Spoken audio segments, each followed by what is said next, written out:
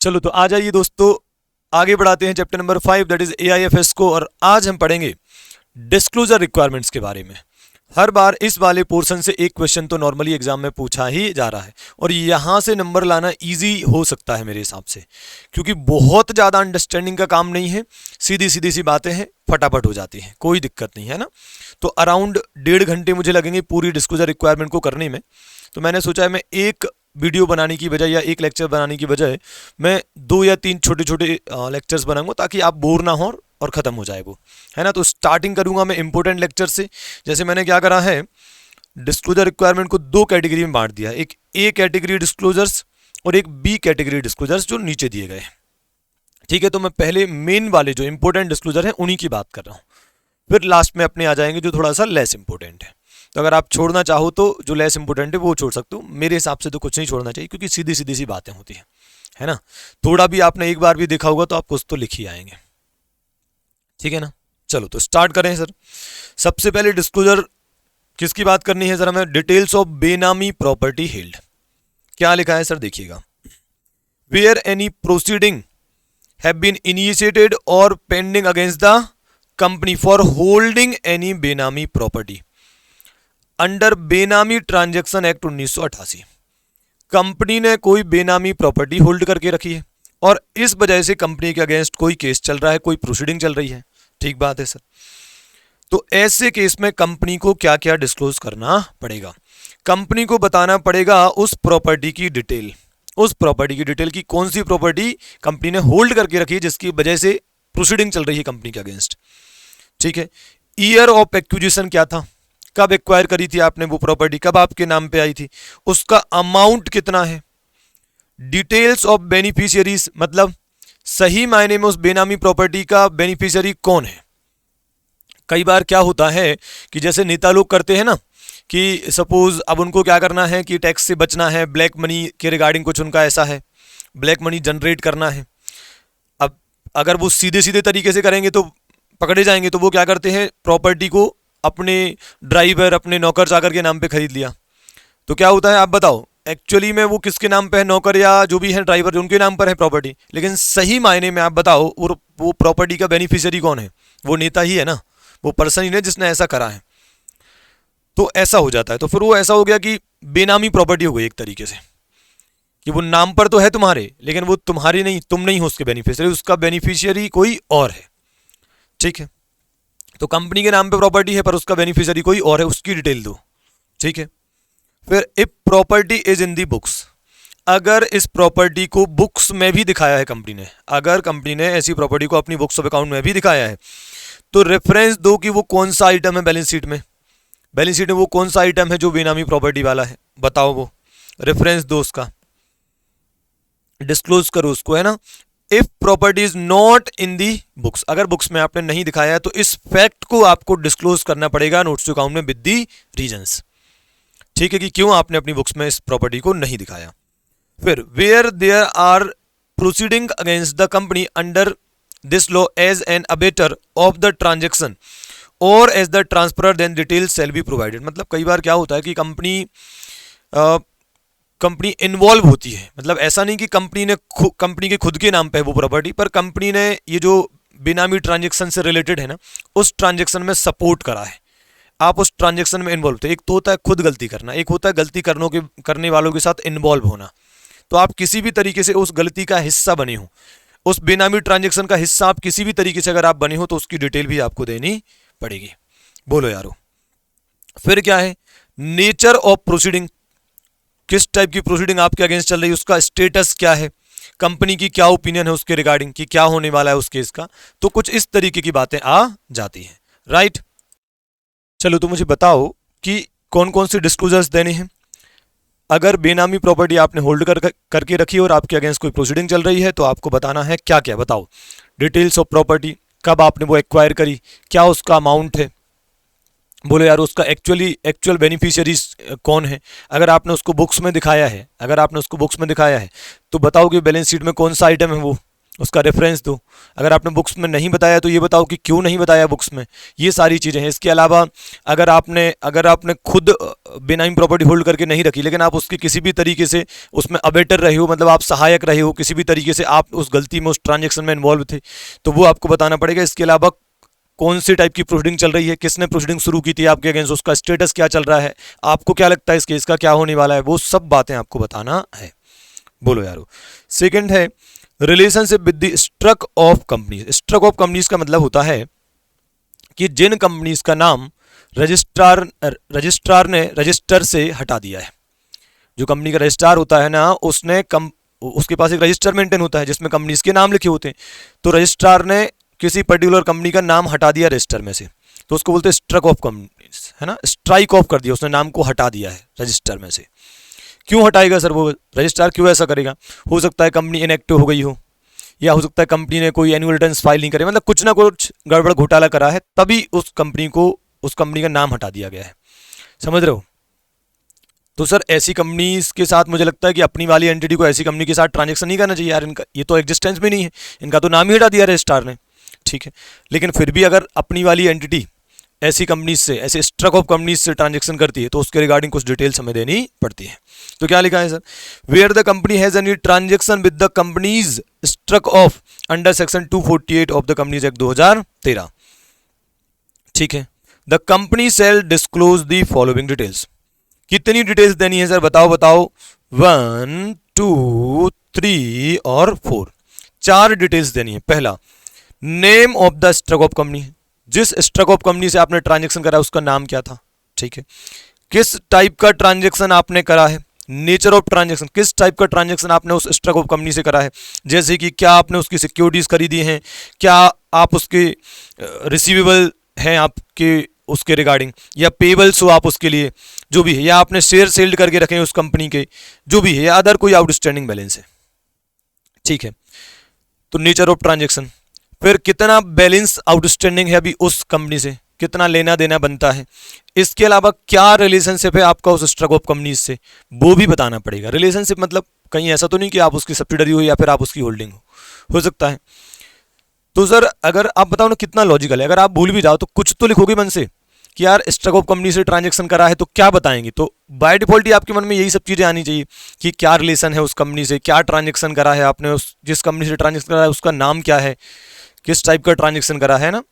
तो ये सब बात है। Name of the struck off company, nature of transaction, balance outstanding और relationship with struck off companies. बोलो यारो, डन।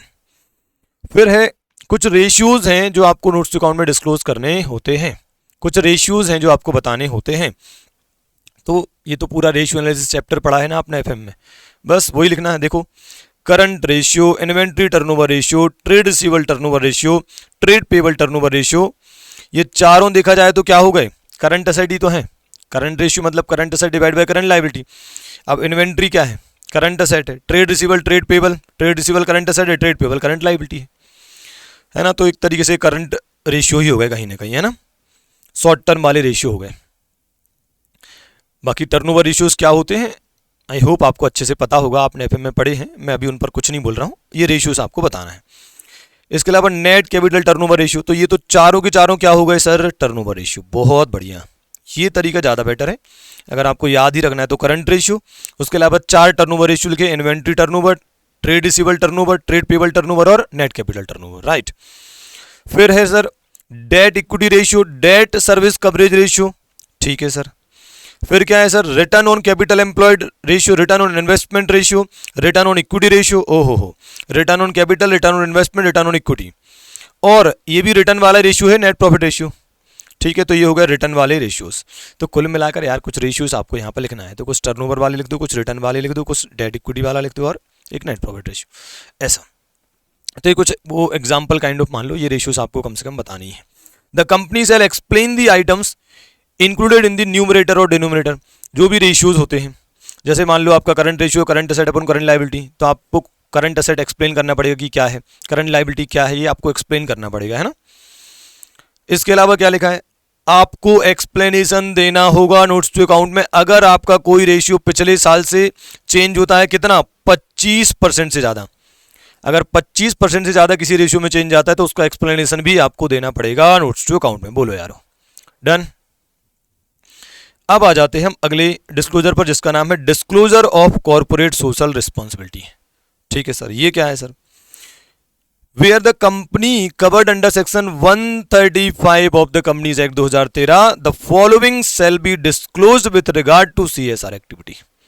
ठीक है सर, कॉर्पोरेट सोशल रिस्पॉन्सिबिलिटी आपको याद होगा, एक तो ऑनगोइंग प्रोजेक्ट होता है, एक अदर देन ऑनगोइंग प्रोजेक्ट होता है, आपने पढ़ा होगा लॉ में, प्लस अपन ने कारों में भी थोड़ी बहुत बात की थी इसके बारे में, है ना। तो कंपनी को एक फिक्स अमाउंट है जो खर्च करना होता है CSR एक्टिविटीज़ पर, तो कभी पूरा खर्च हो जाता है, कभी नहीं हो पाता है, ऐसी चीज़ें चलती रहती हैं। तो डिटेल क्या देनी समझो। Amount required to be spend by the company during the year. इस साल कंपनी को CSR पर कितना खर्चा करना था? मान लीजिए खर्चा करना था 2 करोड़, ठीक है। कितना खर्चा कंपनी ने कर दिया है? मान लीजिए 1.5 करोड़, ठीक है। कितना शॉर्टफॉल है? कितना अभी इन्होंने खर्चा और करना है? 0.5 करोड़। समझ रहे हो? टोटल कितना खर्चा करना था, कितना कर दिया है, कितना बचा हुआ है। फिर पिछले साल का शॉर्टफॉल कितना है? हो सकता है कि 20 लाख रुपए पिछले साल का भी पड़ा हो, ठीक है। क्या रीजन है शॉर्टफॉल का? क्यों खर्चा नहीं कर पा रहे हो भाई, क्या दिक्कत है? फिर नेचर ऑफ CSR एक्टिविटीज, किस टाइप की CSR एक्टिविटीज आप परफॉर्म कर रहे हो। फिर details of related party transaction, हो सकता है कि जिस ट्रस्ट को आप कंट्रीब्यूशन कर रहे हो, जिस ट्रस्ट को आप CSR के अंतर्गत पैसा दे रहे हो सकता है आपका उसके साथ कोई रिलेशन हो, ठीक बात है। तो details of related party transaction, ठीक है। Example, contribution to a trust controlled by the company, आप उस ट्रस्ट को पैसा दे रहे हो जो आप ही कंट्रोल करते हो, है ना, in relation to CSR expenditure, ठीक है। तो उसकी डिटेल देनी है आपको as per the accounting standard, ठीक है। तो रिलेटेड पार्टी ट्रांजेक्शन की डिटेल देनी है एज पर दी AS, ओके। फिर क्या लिखा है? Where a provision is made with respect to a liability incurred by entering into a contractual obligation. अगर आपने कोई प्रोविजन बनाया था कि जैसे CSR का पैसा किसी स्पेसिफिक जगह पे खर्चा करना है, उसके लिए आपने प्रोविजन बना लिया था, कुछ ऐसा कर लिया था, तो movement in the provision during the year should be shown separately. आपको उस प्रोविजन में क्या मूवमेंट हुआ है वो भी आपको बताना है, ठीक बात है। ये आपको 135 में लिखा हुआ नहीं मिलेगा, ये तो अदरवाइज है कि आपने किसी से कॉन्ट्रैक्ट करा कि आप कुछ बना कर देंगे, कुछ करके देंगे, उसके लिए आपने प्रोविजन बना रखा था, तो उस प्रोविजन में कुछ मूवमेंट आया है तो वो भी आपको सेपरेटली डिस्क्लोज करके चलना है। बोलो, तो ये हो गया आपका CSR का डिस्क्लोजर। ये सब मोस्ट इंपोर्टेंट डिस्क्लोजर पे बात कर रहा हूं मैं ना। फिर भाई क्रिप्टो करेंसी, वर्चुअल करेंसी का माहौल बहुत बन रहा है आजकल, तो उसका डिस्क्लोजर भी देना पड़ेगा। Where the company has traded और इन्वेस्टेड, ट्रेड करना अलग होता है, इन्वेस्ट करना अलग होता है ना। तो कंपनी ने ट्रेड करा है, इन्वेस्ट करा है इन दी क्रिप्टो करेंसी और virtual currency during the financial year. Company को डिस्क्लोज करना पड़ेगा क्या क्या, कितना प्रॉफिट या लॉस हुआ है क्रिप्टो करेंसी या वर्चुअल करेंसी में ट्रांजेक्शन करने से, कितना प्रॉफिट या लॉस हुआ है बताओ। दूसरा, कितनी करेंसी आपने रिपोर्टिंग डेट मतलब बैलेंस शीट डेट को होल्ड करके रखी है, कितनी करेंसी, कितनी वर्चुअल करेंसी, क्रिप्टो करेंसी आपने अभी भी होल्ड करके रखी है। फिर डिपॉजिट्स और advances from any person for the purpose of trading और investing in crypto currency. Oh my God, क्या कह रहा है ये? डिपॉजिट और advances from any person for the purpose of trading. ओहो, मतलब आपने किसी से डिपॉजिट लिया है, किसी से एडवांस लिया है इस काम के लिए, इस घटिया काम के लिए कि आप क्रिप्टो करेंसी में ट्रेड करोगे, इन्वेस्ट करोगे। उधार लेके मत करो यार ये काम, घर के पैसे से करो तो चलता भी है, इन्वेस्टमेंट उधार लेके नहीं करना चाहिए नॉर्मली, ठीक है। तो प्रॉफिट या लॉस क्या हुआ क्रिप्टो करेंसी के ट्रांजेक्शन में, कितनी करेंसी अभी भी होल्ड करके रखी है, और क्या आपने एडवांस या डिपॉजिट लिया था किसी पर्सन से इस पर्पस के लिए लिया था, तो बताओ, डिटेल दो, ठीक है। तो ये हो गया आपका 5th वाला डिस्क्लोजर। अब आ जाते हैं हम trade payables. Trade payable trade receivable के अंदर आती हैं ये टेबल्स, इसकी वजह से ICI को ये पोर्शन अच्छा लगता है। सुनिएगा क्या लिखा है sir. Whether the company has disclosed the following details relating to micro and small enterprise in the notes to account. भाई वो चाहते हैं कि जो छोटी मोटी एंटरप्राइज है, माइक्रो एंड स्मॉल एंटरप्राइजेस हैं, उनका पैसा देना बनता है, तो वो टाइम पर देना चाहिए यार, उनके पेमेंट में कोई गड़बड़ मत करो, छोटे मोटे लोग हैं। तो इसके रिगार्डिंग आपको प्रॉपर डिस्क्लोजर देना पड़ता है, ठीक है। क्या डिस्क्लोजर देना पड़ता है, कितना प्रिंसिपल अमाउंट और कितना इंटरेस्ट आपको इनका देना है, किनका, माइक्रो एंड स्मॉल एंटरप्राइजेस का, ठीक है। Amount of interest accrued and remaining unpaid at the end of the each accounting year. ठीक है, पहली बात कितना प्रिंसिपल कितना इंटरेस्ट देना है, दूसरा कितना एक्रूड और अनपेड बच रहा है किसी पर्टिकुलर अकाउंटिंग ईयर में, फिर कितना पेनल इंटरेस्ट पे कर चुके हो आप। ओहो, क्यों लेट पेमेंट करोगे तो पेनल्टी तो लगेगी, तो पेनल इंटरेस्ट कितना पे कर चुके हो, ये सब पता चलना चाहिए कि आप कितना देरी से पेमेंट कर रहे हो छोटे छोटे लोगों के पेमेंट में, है ना। So penal interest paid by the buyer in terms of section 16 of micro small and medium enterprise development act 2006, right. फिर क्या लिखा है, amount of interest due and payable for the period delay in making payment. क्या लिखा है sir, amount of interest कितना due और payable है क्योंकि आपने देरी से पेमेंट करा, कितना अमाउंट ऑफ इंटरेस्ट आपको चुकाना है इस वजह से क्योंकि आपने देरी से पेमेंट करा। तो ये सब बातें आपको बतानी है किस केस में, ट्रेड पेबल के केस में, और किस regarding, micro and small enterprise के रिगार्डिंग बतानी है आपको। डन। अब जो मेन है, ट्रेड पेबल का एजिंग शेड्यूल कैसे बनेगा, ये एग्जाम में आ सकता है। ट्रेड पेबल का एजिंग शेड्यूल कैसे बनेगा, ठीक है, ये कोई बड़ी बात नहीं है, इतनी सी बात वो 3 नंबर में पूछ ले। आजकल बेटा यही हो रहा है, यही हमें समझना है कि वो किस तरीके के क्वेश्चन पूछ रहा है। वो ऐसा बड़ा बड़ा सारा आंसर रहता है ना, वो नहीं पूछता है। उसको क्या चाहिए, उस बड़े आंसर में कहाँ 4-6 लाइनों पर कोई क्वेश्चन बन सकता है, वहां से क्वेश्चन बनाता है वो, ऐसा। तो ट्रेड पेबल का एजिंग शेड्यूल कैसे बनेगा भाई, बताओ बताओ। एमएसएमई का कितना पैसा देना है, बाहर वालों का कितना पैसा देना है, एमएसएमई का कितना पैसा देना है और अदर्स का कितना देना है, कितना एमएसएमई वालों का पैसा डिस्प्यूटेड है और कितना अदर्स का डिस्प्यूटेड है। ओहो, कुल मिलाकर इतना याद रखना है कि हमें पेमेंट 2 लोगों का बताना है, हमें पेबल 2 लोगों का अमाउंट, मतलब 2 लोगों का अमाउंट पेबल बताना है, एमएसएमई और अदर्स, एमएसएमई और अदर्स, एमएसएमई और अदर्स। अब इन्हीं में क्या लगा दो, डिस्प्यूट। एमएसएमई वाले वो जो जिनमें डिस्प्यूट चल रहा है और अदर्स जिनमें डिस्प्यूट चल रहा है। बोलो यार क्या ये सही है? Okay sir. अब सर ये तो हो गया सर, अब आ जाओ यहां पर, outstanding for the following period from the due date. कितना ऐसा पैसा है, कितना ऐसा पेमेंट है जिसको 1 साल से भी कम हुआ है अभी, बोलो यारो।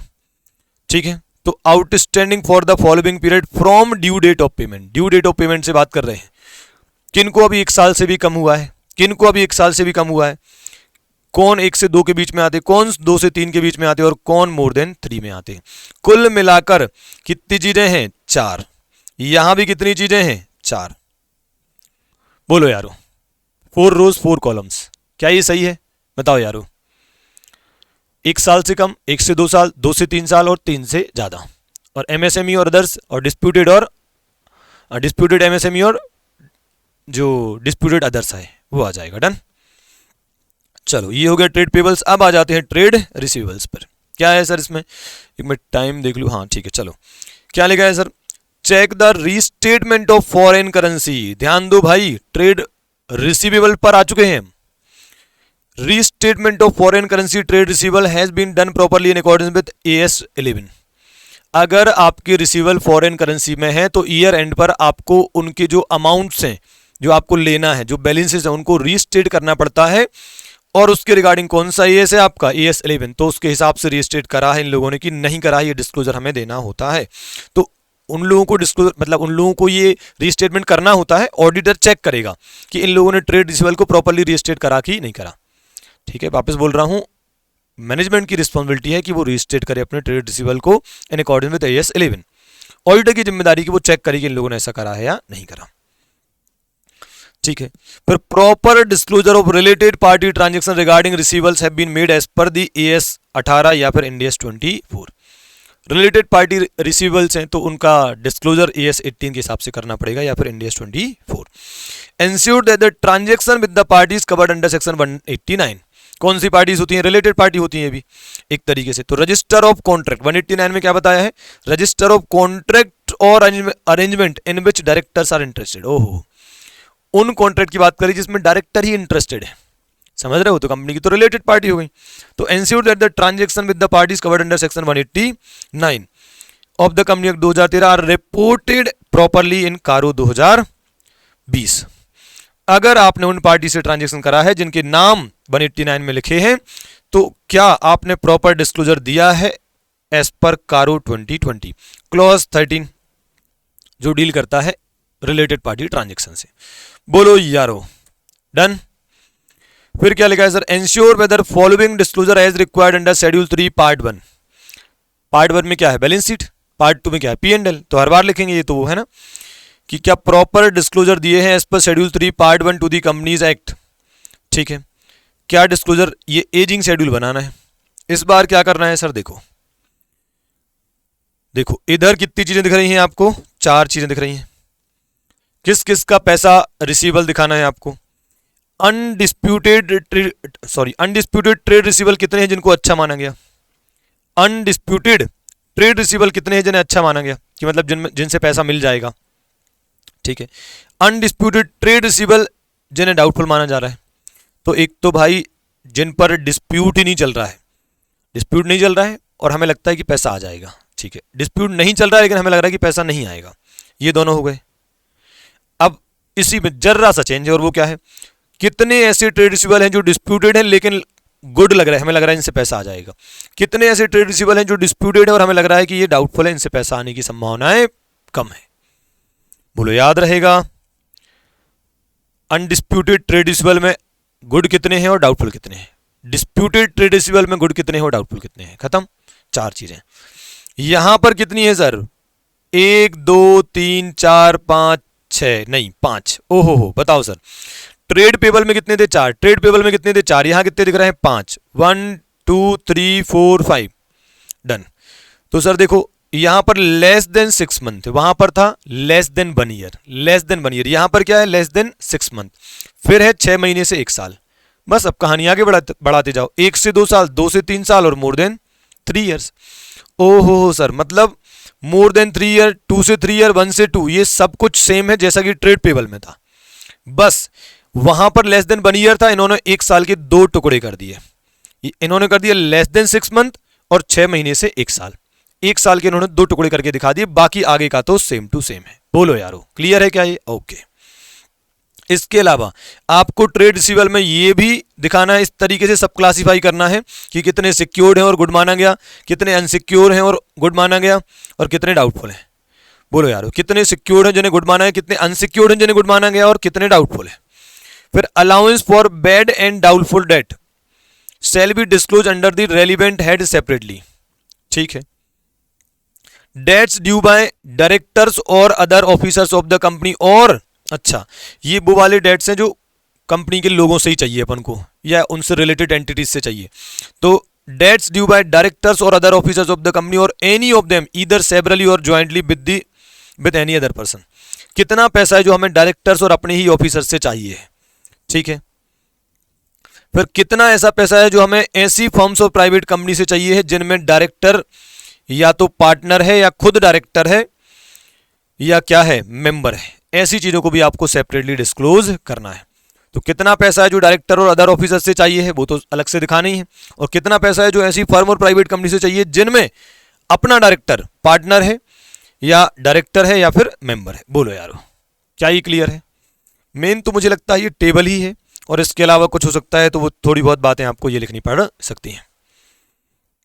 ठीक है ना, इस फाइल में वैसे तो ये अप टू डेट है, पर मैं एक काम और कर दूंगा कि जितने क्वेश्चन एग्जाम्स में आए हैं या एमटीपी में आए हैं तो उनको मैं यहाँ पर लिख दूंगा, तो आपको थोड़ा और इजी हो जाएगा। वैसे आप क्या कर सकते हो कि अपना कंपाइलर है उसमें प्रॉपर लिखा है कि कौन सा क्वेश्चन कंपाइलर में आया है, कौन सा एग्जाम में आया है, तो वो आप देख लोगे तो बहुत ईजी हो जाएगा आपको। एक्चुअली क्या है ना, आपको ये समझना बहुत जरूरी कि पेपर में आ क्या रहा है। पेपर में ये आ रहा है बेटा कि अब बड़े बड़े आंसर्स नहीं आने हैं। आप समझो, वो ऐसा पूरा पेज में पैराग्राफ पढ़ते हैं, पूरा पेज पढ़ा उन्होंने, फिर देखते हैं कि इसमें कहाँ कहाँ पर अंदर अंदर कहीं क्वेश्चन बन सकता है क्या। जैसे मान लो एक पेज लिखा है, उस पर मान लो 40 लाइन लिखी है, अब उसमें बीच में कुछ ऐसा लिखा है जिसमें कुछ 3 पॉइंट है, फिर बीच में कुछ ऐसा लिखा है जिसके 4 पॉइंट है, वो 3 पॉइंट और 4 पॉइंट उस पर अलग अलग 2 क्वेश्चन बना लेगा वो। तो वो एंगल से आपको कंटेंट को देखना है। ठीक है ना, चलो अब आ जाते हैं डिस्क्लोजर ऑफ प्रोविजंस पे। ठीक है, डिस्क्लोजर ऑफ प्रोविजंस पे। ठीक है, तो क्या लिखा है सर, लॉन्ग टर्म प्रोविजन अलग दिखाना है, शॉर्ट टर्म प्रोविजन अलग दिखाना है, कंटिंजेंट लायबिलिटी और कमिटमेंट्स अलग दिखाने हैं। बोलो, और कंटिंजेंट लायबिलिटी तो नोट्स अकाउंट में डिस्क्लोज करते हैं, है ना। प्रोविजंस तो फाइनेंशियल स्टेटमेंट के अंदर का ही पार्ट है ना। ठीक है, चलो देखो क्या लिखा है सर। लॉन्ग टर्म प्रोविजन, ठीक है, लॉन्ग टर्म प्रोविजन में प्रोविजन फॉर एम्प्लॉय बेनिफिट, इसका अमाउंट बड़ा होता है तो बोले अलग से दिखाओ। Amount shall be classified at provision for employee benefit, है ना, एम्प्लॉय बेनिफिट के लिए कितना प्रोविजन बनाया, और अदर्स वाला और भी कितने सारे प्रोविजन बनते हैं। तो लॉन्ग टर्म प्रोविजन हो गए उसके दो part, provision for employee benefit और other provisions. Short term provision के भी सिमिलरली दो part, provision for employee benefit और other. Contingent liability and commitment में क्या लिखा है, contingent liability shall be classified as claim against the company, company के अगेंस्ट क्लेम किया गया है पर कंपनी ने उसे अभी तक एक्सेप्ट नहीं करा है, उसको बुक्स में रिकॉग्नाइज नहीं करा है, एक्नॉलेज नहीं करा है, तो वो आ जाएगा। तो claim against the company not acknowledged as debt, कितनी गारंटीज कंपनी ने दे रखी हैं, और other monies for which the company is contingently liable, ठीक है। तो ये कोई कंटिंजेंट लायबिलिटी में क्या क्या डिस्क्लोज करना है, claim against the company not acknowledged as debt, guarantees और other monies for which company is contingently liable. फिर कमिटमेंट में क्या करना है, देखो estimated amount of contract remaining to be executed on capital account and not provided for. भाई कोई contract है जिसे आपने पूरा नहीं किया है और आपको उस केस में अभी पैसा स्पेंड करना पड़ सकता है, तो उसके रिगार्डिंग मतलब कोई कमिटमेंट आपने करा है, आपने बोला किसी से कि हमें मशीन खरीदना है 10 लाख रुपए की, हम 10 लाख रुपए आपको दे देंगे, ना तो अभी मशीन आई है आपके पास ना ही पैसा गया है, लेकिन उस पर डिस्कशन चल रहा है, कमिटमेंट हो चुका है, ऐसा कुछ अगर हो गया है तो वो अमाउंट कभी ना कभी तो जाने ही वाला है ऐसा। तो estimated amount of contract remaining to be executed on capital account and not provided for, ठीक है। तो कितने ऐसे कॉन्ट्रैक्ट हैं जो अभी एग्जीक्यूट होना बाकी है ऑन कैपिटल अकाउंट, ठीक है, उनका एस्टिमेटेड अमाउंट क्या होगा, उसको अभी तक आपने प्रोवाइड फॉर नहीं करा है, मतलब फाइनेंशियल स्टेटमेंट के अंदर कुछ नहीं करा है, तो नोट्स अकाउंट में तो डिस्क्लोज कर ही सकते हो, ठीक है ना। अनकॉल्ड लायबिलिटी ऑन शेयर्स, ओहो, uncalled liability on shares and other investment partly paid, आपने किसी दूसरी कंपनी के शेयर्स होल्ड करके रखे हैं, अब वो पार्टली पेड है, तो जो सामने वाली कंपनी वो कभी तो मांग ही सकती है ना आपसे बचा हुआ पैसा, ठीक है। और अदर कमिटमेंट्स, बोलो यारो क्लियर है ये, 2-3 बार आपको पढ़ना पड़ेगा तो आपके दिमाग में सेट हो जाएगा। सबसे अच्छा है एक आध दो बार पढ़ो, फिर एक आध दो बार बोलकर बता दो, किसी से सुन लो, किसी को बता दो, इजी हो जाता है। फिर क्या लिखा है sir, in terms of AS 29 provisions contingent liabilities and contingent asset ensure whether following disclosures have been made, क्या डिस्क्लोजर देना है भाई, for each class of provision an enterprise shall disclose क्या, the carrying amount at the beginning and the end of the period, starting में provision का amount कितना था और एंड में कितना था, एडिशनल कितना प्रोविजन बनाया, ठीक है, कितना प्रोविजन एडिशनल बनाया इस पीरियड में, including increases to existing provisions, कितने नए प्रोविजन बनाए, कितने एग्जिस्टिंग प्रोविजन में आपने एडिशंस करे हैं, तो कैरिंग अमाउंट क्या है बिगिनिंग में और एंड में, कितने एडिशनल प्रोविजन बनाए हैं, कितने एग्जिस्टिंग प्रोविजन को इंक्रीज करा है ना, फिर कितना अमाउंट है जो यूज कर लिया है, प्रोविजन बनाया था उसमें से कितना यूज कर लिया है, कितना अनयूज था इसलिए आपने रिवर्स कर लिया है, ये सब बताना है। फिर क्या लिखा है sir, an enterprise shall disclose the following for each class of provision, क्या क्या बताना है सर, एक तो ये तो हो गई क्लियर, और क्या बताना है sir, a brief description of the nature of the obligation and the expected timing of resulting outflow, ठीक है सर, क्या बताना है आपको बताना है कि क्या नेचर का ऑब्लिगेशन है जो आपको देना है, प्लस टाइमिंग क्या है, लगभग कब तक वो पैसा आपको देना पड़ सकता है, फिर क्या इंडिकेशन है अनसर्टेनिटीज का अबाउट द अमाउंट और टाइमिंग ऑफ दोज आउटफ्लो। भाई अमाउंट में थोड़ा बहुत डाउट होता है, आप जानते हो प्रोविजन में अमाउंट एस्टिमेटेड होता है, एग्जैक्ट नहीं होता है, तो अमाउंट में क्या अनसर्टेनिटी है उसका क्या इंडिकेशन है, टाइमिंग आपको क्या लग रहा है कब तक पे करना पड़ जाएगा और उसका क्या इंडिकेशन है कि कब तक पे करना पड़ जाएगा, where necessary to provide adequate information, ठीक है, an entity shall disclose a major assumption made concerning the future event, ठीक है, आपने जिन एजम्पशंस को लेकर जिन चीज़ों को ध्यान में रख के प्रोविजंस बनाए वो भी आपको डिस्क्लोज करनी पड़ सकती है अगर रिक्वायर्ड होंगी तो। The amount of any expected reimbursement, stating the amount of any asset that has recognized for the expected reimbursement, ठीक है, कितना आपको एक्सपेक्टेड मतलब रिएम्बर्समेंट करना पड़ सकता है वो आपको बताना पड़ेगा। तो बहुत ही जनरल छोटी छोटी सी बातें हैं ये, और मुझे तो बहुत कम लगता है कि ये पूछा जाना चाहिए, लेकिन ठीक है एक बार पढ़ के आप एक बार बोल के देख लोगे, थोड़ा आइडिया सा ले लोगे तो ईजी हो जाएगा, है ना। और क्या लिखा है sir,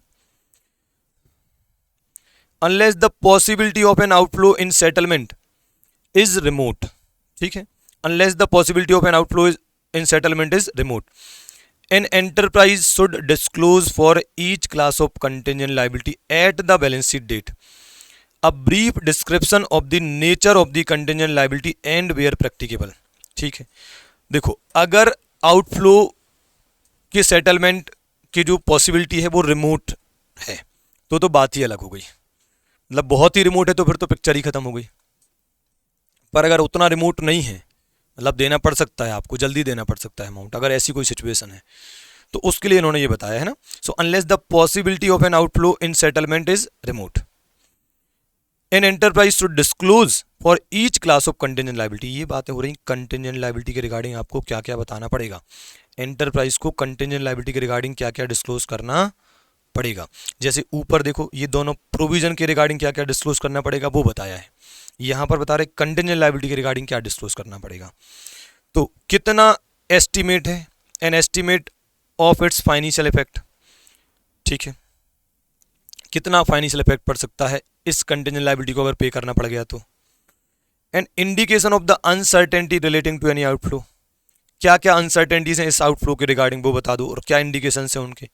possibility of any reimbursement, क्या पॉसिबिलिटी, कितनी पॉसिबिलिटी है कि ये रिएम्बर्समेंट करना पड़ सकता है, ऐसा कुछ। Where any of the information required by above paragraph is not disclosed because it is not practicable to do so, अगर आपने ऊपर जो इन्फॉर्मेशन समझाई गई है आपने डिस्क्लोज नहीं करी क्योंकि ऐसा करना पॉसिबल नहीं था, मान लीजिए, तो आपको इस फैक्ट को भी बताना है कि हमने ऐसा इसलिए नहीं करा क्योंकि हम ऐसा नहीं कर सकते थे, है ना। जो भी रीजन है वो आपको बताने पड़ेंगे। क्या ये समझ में आया, बताओ। इसमें काम का क्या है, मुझे लगता है ये पोर्शन थोड़ा सा काम का है स्टार्टिंग का, बाकी ये जो है ये तो थोड़ा सा ठीक है, मतलब ऐसा फिर भी आप थोड़ा ध्यान में रख सकते हो कि प्रोविजंस में क्या क्या बताना है, प्रोविजंस में क्या क्या बताना है आपको। कैरिंग अमाउंट बिगनिंग और एंड में कितना था, एडिशनल कितना बनाया, एग्जिस्टिंग प्रोविजन को कितना इंक्रीज करा, कितना अमाउंट यूज कर लिया था और कितना जो अनयूज रह गया था उसको रिवर्स कर लिया, ठीक है। फिर आपको और क्या बताना है, एन एंटरप्राइज से disclose the following for each class of provision, provision के रिगार्डिंग और क्या बताना है आपको। Description of the nature of, किस टाइप का ऑब्लिगेशन के लिए प्रोविजन बनाया है, क्या टाइमिंग ऑफ आउटफ्लो होगा, क्या इंडिकेशन है अनसर्टेनिटीज का, अनसर्टेनिटीज रिगार्डिंग कि कितना अमाउंट होगा देना पड़ सकता है और क्या टाइमिंग होगा, है ना। एक्सपेक्टेड रिएम्बर्समेंट का अमाउंट, मतलब कितना अमाउंट देना पड़ सकता है आपको, वैसा कुछ, है ना, ठीक है। और क्या है सर, कंटिंजेंट लायबिलिटी के रिगार्डिंग क्या बताया है कि अगर कंटिंजेंट लायबिलिटी में अगर आउटफ्लो रिमोट ना हो तो लगभग आपको क्या क्या बताना पड़ेगा, क्या फाइनेंशियल इफेक्ट हो सकता है अगर ये कंटिंजेंट लायबिलिटी पे करनी पड़ी तो उसका एस्टिमेट क्या है, क्या अनसर्टेनिटीज है उसका इंडिकेशन क्या है और पॉसिबिलिटी ऑफ रिएम्बर्समेंट कितनी है। और अगर ये सब आप नहीं बता सकते हो तो इस बात के इस फैक्ट को आपको बताना है कि आप नहीं डिस्क्लोज कर पा रहे थे, ये प्रैक्टिकेबल नहीं था इसलिए हमने ये सब बातें नहीं बताई, ठीक है। अगला क्या है sir, disclosures in respect of, बताओ, बोरोविंग्स, बोरोविंग्स के रिगार्डिंग डिस्क्लोजर्स, ठीक है। तो क्या क्या है सर, देख लेते हैं। सबसे पहले देख लेते हैं लॉन्ग टर्म बोरोविंग्स को कैसे क्लासिफाई करना है, फिर नीचे दिया है शॉर्ट टर्म बोरोविंग को कैसे क्लासिफाई करना है और ये नवंबर 23 एग्जाम में आ चुका है, ठीक है। देखो कितनी सी बातें लिखोगे और आपको नंबर मिल जाएंगे। लॉन्ग टर्म बोरोविंग में देखो आप, बॉन्ड डिवेंचर से कितना लोन लिया है भाई, टर्म लोन में बैंक से कितना लिया है और अदर पार्टी से कितना लिया है, ठीक है। फिर डिफर्ड पेमेंट लाइबिलिटीज, फिर डिपॉजिट्स, फिर loans and advances from related parties, फिर long term maturities of finance lease obligation और फिर अदर लोन्स एंड एडवांसेस। बोलो यारो, अपन बात कर रहे हैं बोरोविंग्स के डिस्क्लोजर की और उसमें भी अपन बात कर रहे हैं लॉन्ग टर्म बोरोविंग की। तो कितना बॉन्ड्स एंड डिवेंचर, सबसे ज़्यादा लंबे समय के तो यही होते हैं। फिर अगर ड्यूरेशन के हिसाब से देंगे तो नॉर्मली टर्म लोन बोल सकता हूँ मैं। तो बॉन्ड डिवेंचर से कितना लिया है, टर्म लोन में बैंक से कितना लिया है, अदर पार्टी से कितना लिया है। फिर डिफर्ड पेमेंट लाइबिलिटीज़ हैं, डिफर्ड पेमेंट लाइबिलिटीज़ हैं, डिपॉजिट्स हैं, ठीक है, डिपॉजिट से कितना लिया है। फिर loans and advances from related party कितना लिया है, और फाइनेंस लीज की कितनी लॉन्ग टर्म मैच्योरिटी वाली ऑब्लिगेशन है, और अदर लोन्स एंड एडवांसेस कितने लिए। बोलो यार, क्या ये क्लियर है? क्लियर क्या है, ये तो डिस्क्लोजर्स हैं, मतलब बस आपको डिस्क्लोज करना है। बोरोइंग शेल बी फर्दर सब क्लासिफाइड एज सिक्योर्ड और अनसिक्योर्ड। बोरोइंग को आपको सिक्योर्ड और अनसिक्योर्ड के फॉर्म में भी क्लासिफाई करना है, और नेचर ऑफ सिक्योरिटी जो आपने गिरवी रखी है वो भी आपको सेपरेटली बताना है। ठीक है। फिर where loans have been guaranteed by directors और अदर्स, अगर कोई लोन लिया है कंपनी ने जिसकी गारंटी डायरेक्टर्स या अदर्स ने दी है, तो कितना ऐसा अमाउंट है, aggregate amount of such loan under each head shall be disclose. ठीक है। फिर particulars of any redeemed bond और debenture which the company has power to reissue, आपको ऐसे डिवेंचर या बॉन्ड की डिटेल्स देनी है जो रिडीम हो चुके हैं लेकिन कंपनी उन्हें रीइशू करने का पावर रखती है। ऐसे डिवेंचर या बॉन्ड जो रिडीम हो चुके हैं लेकिन कंपनी उन्हें रीइशू करने का पावर रखती है, उसकी डिटेल भी आपको देनी है। फिर terms of repayment of term loan and others loan shall be stated, मतलब जो लोन आपने लिए हैं उनकी टर्म्स क्या है वो भी आपको बतानी पड़ेंगी। फिर period and amount of continuing default, ये इंपॉर्टेंट है भाई, as on the balance sheet date in repayment of loans and interest, अगर आपने किसी से लोन लिया था और आप उसका प्रिंसिपल या इंटरेस्ट नहीं चुका रहे हो तो कितने समय से नहीं चुका रहे हो, कितना अमाउंट है जो नहीं चुका रहे हो और कंटिन्यू डिफॉल्ट कर रहे हो, ये सब आपको सेपरेटली डिस्क्लोज करना पड़ेगा। ठीक है, फॉर ईच डिफॉल्ट। ये हो गया लॉन्ग टर्म बोरोइंग, भूल सकते हो इसलिए आर बना दे रहा हूं।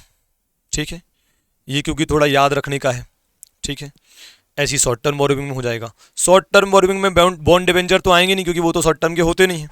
तो देखो क्या है, सीधा आ गया आपका loans repayable on demand, short term की बात हो रही ना, तो loans repayable on demand from banks और फ्रॉम अदर पार्टीज, ये तो यहां पर भी था, बस यहां टर्म लोन था। देखो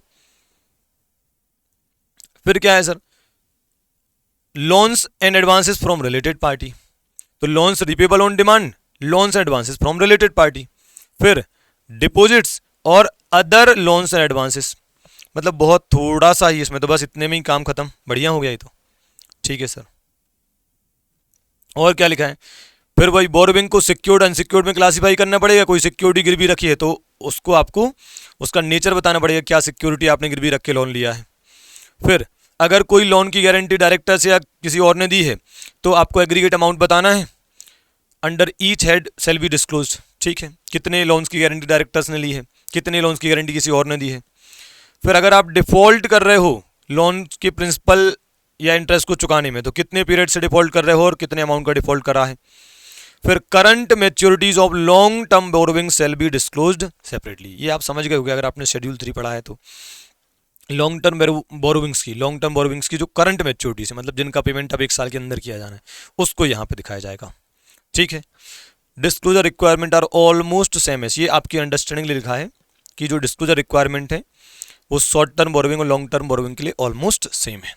तो अगर कुछ भी याद ना आए तो जो थोड़ा बहुत याद आए वो आप लिख सकते हो, लॉन्ग टर्म का याद है तो वही शॉर्ट टर्म में थोड़ा बहुत आप लिख सकते हो। ठीक है, क्या यहाँ तक क्लियर है? बस इतनी सी बात और पढ़ लो जो इसी में ही है, बोरोइंग से रिलेटेड ही है। 4 नोट लिखे, 1 2 3 4, इनमें से कोई भी नोट एग्जाम में आ सकता है। ठीक है ना, ओके। तो यहां से अपन अलग पढ़ेंगे, पर ये इतना तो अपन कर ही लेते हैं पहले, क्योंकि ये तो बोरोइंग्स का ही मेन पार्ट है। क्या लिखा है sir, where the company has borrowing from bank और financial institution on the basis of security, आपने बैंक या एफआई से पैसा लिया है और उसके बदले आपने सिक्योरिटी गिरवी रखी है। ठीक है, और सिक्योरिटी में आपने क्या रखा है, करंट असेट को गिरवी रखा है। मतलब ये तो ऐसा लग रहा है कि सीसी लिमिट ली है, ड्राइंग पावर ली है, करंट असेट तो उसी में रखते हैं अपन सिक्योरिटी के रूप में। हाँ सर वही लग रहा है। ठीक है, तो याद है आपको फिर क्वार्टरली रिटर्न्स सबमिट करने पड़ते हैं बैंक के पास। हाँ सर याद है ना। तो वेदर क्वार्टरली रिटर्न्स और statement of current asset filed by the company with the bank और financial institution are in agreement with the books of account. ओहो, ऐसा मत करना कि बुक्स ऑफ अकाउंट में कुछ और है करंट असेट और बैंक और एफआईआई जो बैंक और फाइनेंशियल इंस्टीट्यूशन है उनको आप कुछ अलग ही बता रहे हो कि ये है हमारी करंट असेट, क्योंकि आपको उनसे ड्राइंग पावर या लिमिट ज़्यादा की चाहिए। तो वो दोनों आपस में अग्री करना चाहिए, जो बैंक को बता रहे हो कि हमारे पास ये करंट असेट है, ये स्टॉक डेटर या जो भी है, और जो बुक्स में बता रहे दोनों आपस में अग्री करना चाहिए। फिर अगर ऐसा नहीं होता है, if not, summary of reconciliation, reconciliation बनाना पड़ेगा कि क्यों डिफरेंस आ रहा है। हम कहेंगे रिकंसिलेशन बनाइए मैनेजमेंट जी, क्यों डिफरेंस आ रहा है, जो बैंक को एफआई को बता रहे वो अलग है, बुक्स में अलग है, और रीजंस भी बताओ अगर मटेरियल डिस्क्रिपेंसीज होंगी तो, ठीक है, और उसको डिस्क्लोज भी करना पड़ेगा। बोलो यारो, ठीक है। फिर एक बिलफुल डिफॉल्टर से रिलेटेड है, जो क्या होता है कि अगर आप किसी बैंक या एफआई का लोन नहीं चुकाते हो, अगर आप किसी बैंक या एफआई का पैसा लेकर नहीं चुकाते हो, जबकि आप कैपेबल हो, आपके पास पैसा है, पर आप जानबूझ के नहीं चुका रहे हो, तो बैंक आपको बिलफुल डिफॉल्टर के रूप में घोषित करती है। समझ रहे हो कि यार ये जानबूझकर पैसा नहीं चुका रहे हैं, तो बैंक आपकी डिटेल ना आरबीआई को दे देती है, ठीक है। तो आरबीआई एक लिस्ट जारी करता है बिलफुल डिफॉल्टर्स की। तो क्या होता है, जब भी कोई भी बैंक लोन देता है तो वो नाम चेक कर लेता है कि आपका नाम बिलफुल डिफॉल्टर की लिस्ट में तो नहीं है। जैसे मान लो मैंने कोई जानबूझ कर डिफॉल्ट करा है, तो मेरा आरबीआई ने जो लिस्ट इशू करी उसमें मेरा नाम होगा। तो अब मान लो मैं किसी बैंक के पास लोन लेने जाऊंगा, तो वो बैंक वाले क्या करेंगे, पहले बिलफुल डिफॉल्टर की लिस्ट में मेरा नाम चेक कर लेंगे कि मेरा नाम तो नहीं, अगर होगा तो वो मुझे लोन नहीं देंगे, क्योंकि वो समझ जाएंगे कि ये तो वही है जो पैसा जानबूझकर नहीं चुकाता है, ठीक है। क्या लिखा है, where a companies a declared wilful defaulter by bank और एफआई और other lender, following details shall be given. अगर कोई बिलफुल डिफॉल्टर है तो उसको, उस केस में उस कंपनी को क्या क्या डिस्क्लोज करना पड़ेगा। Date of declaration as wilful defaulter, वो कंपनी को बताना पड़ेगा, डिस्क्लोज करना पड़ेगा कि किस डेट को उसे बिलफुल डिफॉल्टर घोषित किया गया। डिटेल्स ऑफ डिफॉल्ट, क्या डिफॉल्ट करी थी भाई, कितना अमाउंट नहीं चुकाया था, किस टाइप का अमाउंट नहीं चुकाया था, क्या डिफॉल्ट करा था, वो सब है ना। यहाँ लिखा है wilful defaulter here means a person और एन इशूअर हु और which is categorised as a wilful defaulter by any bank और एफआई और consortium thereof in accordance with the guidelines on wilful defaulter issued by the RBI, ठीक है, बता चुका हूँ मैं ना। फिर registration of charges of satisfaction with the registrar of companies, अगर आप किसी से लोन लेते हो और उसके बदले आप कोई सिक्योरिटी गिरवी रखते हो, तो ये समझो कि ऐसा माना जाता है कि उस असेट पे चार्ज क्रिएट करा गया है, उस सिक्योरिटी पे चार्ज क्रिएट करा गया है, ठीक है। तो वो डिटेल आपको किसको देनी पड़ती है, रजिस्ट्रार ऑफ कंपनी के पास उस चार्ज का रजिस्ट्रेशन कराना पड़ता है, ठीक है ना। जिस असेट पर चार्ज क्रिएट करवा के आपने लोन लिया है, उस असेट के चार्ज को आपको रजिस्टर कराना पड़ता है रजिस्ट्रार ऑफ कंपनी के पास, ठीक है। वो इसलिए कराना पड़ता है कि यार एक तरीके से पब्लिक डिस्क्लोजर दे दिया आपने कि हमारी ये असेट है जिन पर जो यहाँ पर गिरवी रखी हुई है। तो नहीं तो फिर पता है क्या करेगा कंपनीज, पता है क्या करेंगी, यही असेट तुम्हारे यहाँ गिरवी रख देंगी, यही तुम्हारे यहाँ, सब जगह अलग अलग। तो बोले अगर आप रजिस्ट्रार को बता दोगे तो रजिस्ट्रार के पास लिखा रहेगा कि यार इनकी ये असेट पर चार्ज क्रिएट करा गया है, तो एक तरीके से रजिस्ट्रार के पास है, मतलब चीज़ें पब्लिकली डिस्क्लोज है, वो इन्फॉर्मेशन कोई ले सकता है वहाँ से, है ना, मांग सकता है, जान सकता है। वेयर एनी चार्जेस और satisfaction yet to be registered with the registrar of company beyond the statutory period, जितने पीरियड के अंदर आपको चार्ज का रजिस्ट्रेशन रजिस्ट्रार के पास करवाना चाहिए था, आपने उतने पीरियड में नहीं कराया है, वो स्टैट्यूटरी पीरियड आप क्रॉस कर चुके हो, तो डिटेल देना है और रीजन देना है कि आपने ऐसा क्यों नहीं करा, क्यों आपने चार्ज को रजिस्टर नहीं करवाया रजिस्ट्रार के पास, ठीक है। डिटेल दो, रीजंस दो। बोलो यार क्या यहाँ तक समझ में आया। अब इसके बाद का हम पढ़ेंगे नेक्स्ट वीडियो में, शायद उसमें पूरा ही हो जाएगा, राइट, लेकिन जो सबसे मेन थे वो यही थे। सेकंड वीडियो में 2-3 और मेन होंगे, फिर जनरल वाले आ जाते हैं, ठीक बात है, ओके।